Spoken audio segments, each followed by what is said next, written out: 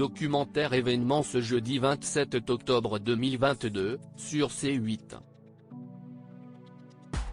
À partir de 21h15, les téléspectateurs pourront découvrir Christian Quesada sort du silence, produit par H20 et Janton Productions.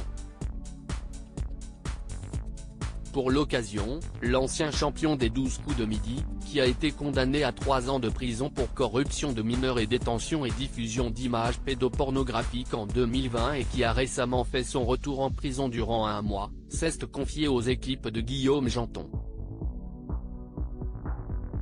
Un projet sur lequel ce dernier s'est exprimé. Dans le communiqué de presse, C8 promet de nouveaux témoignages ainsi que la révélation de nouveaux éléments accablants. Il est aussi précisé que Christian Quesada a lui-même contacté la production de Guillaume Janton afin de s'exprimer et ainsi livrer sa version des faits. Un entretien qui a été enregistré. Interrogé par Pure Média sur le sujet, celui qui officie également dans Touche pas à mon poste et sur Virgin Radio a précisé que son équipe et lui ont halluciné quand l'ex-maître de midi de TF1 les a appelés.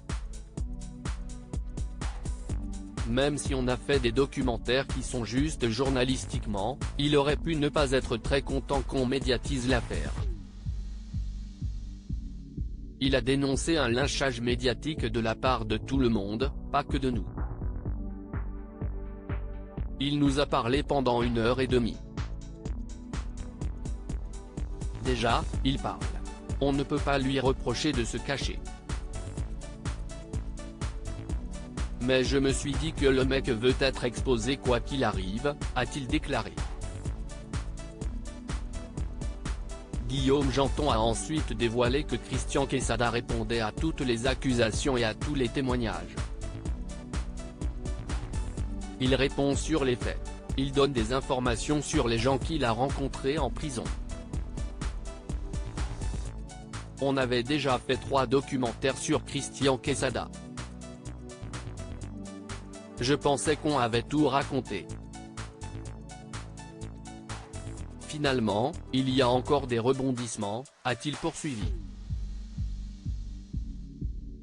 Il a également assuré que le père de famille était au courant qu'il était enregistré et qu'il a précisé que l'équipe pouvait faire ce qu'elle voulait de ses déclarations. Ça ne me dérangerait pas de l'intervieweur. Même s'il a commis des horreurs, il a le droit de s'exprimer.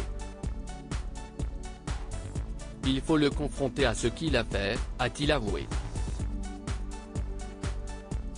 Guillaume Janton a ensuite révélé que ce documentaire a été décidé il y a seulement 3 semaines et qu'il devrait le livrer uniquement le jour de la diffusion.